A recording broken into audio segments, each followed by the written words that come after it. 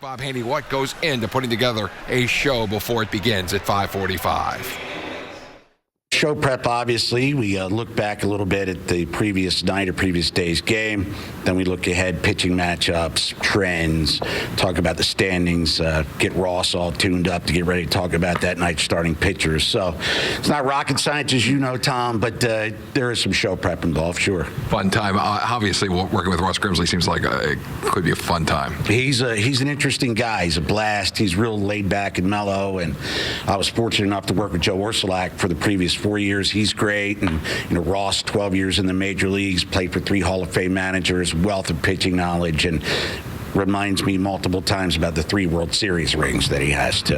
How about doing it in the setting in Dempsey's Pub? What's that like? It's interesting because you're with the fans, and, people get a little tuned up before the game, which I can understand. And Mets were in town earlier this week, so we saw a lot of blue and orange. But it's good to mingle with the people, and they can tell you what they think about you and the team from time to time, too. How about the team? Right now, you're speaking of the team. Where do you think the Orioles are with about 7 weeks to go in the season? Well, you're still waiting for that one 9 out of 11 or 8 out of 10, that one burst that'll separate them at least in the wild card, because the American League seems to be so mediocre. Here they are. They're only half game out of the wild card as we speak now, and 5 out of the division. So they're in there. I think the rotation needs to become a little more reliable. Every 5 guys, Jimenez and Miguel Gonzalez, was scuffled since the All-Star break. How about the influx of the new players in the past during this homestand? I'm talking about Urrutia and Clevenger. It seems like they've really risen to the occasion, getting a chance. Clevenger, 3-run homer off Sonny Gray, and then Urrutia, the walk-off the other night against New York, getting a chance, and they're making the most of it. Clevenger's been able to hit pretty much for every level he's played, and being a local guy, it certainly makes us feel better. And Urrutia, Buck has obviously been trying to solve that left field conundrum all year long. Maybe he's the guy. He's certainly next in line, it seems. How about the Orioles overcoming some of these injuries when they missed Hardy to start the season, Wieters to start the season?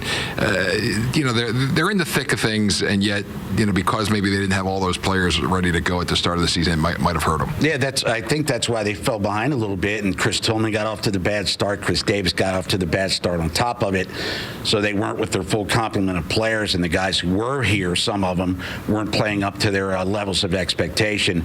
So hopefully now that the full mix is together, including the new people, there'll be enough left in the final 42 games to make a real charge here. How about Chris Davis's impact on the Orioles most recently since the All-Star break? He's carried them. It's been a Frank Robinson, Eddie Murray type of run for him. 15 home runs, I believe it is, since the All-Star break.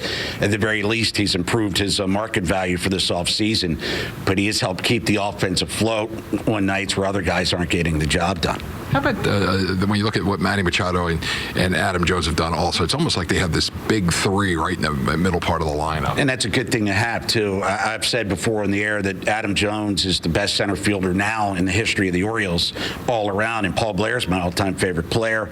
Manny Machado is going to be one of these super-duper, hopefully Baltimore icons for many years. But with him, Davis, and, of course, Jones, Machado, that is, in the middle, now you have Parra on top of them, or in the midst. They've got a nice little mix. If Hardy can pick up the pace a little bit, then the offense can be very formidable down the stretch.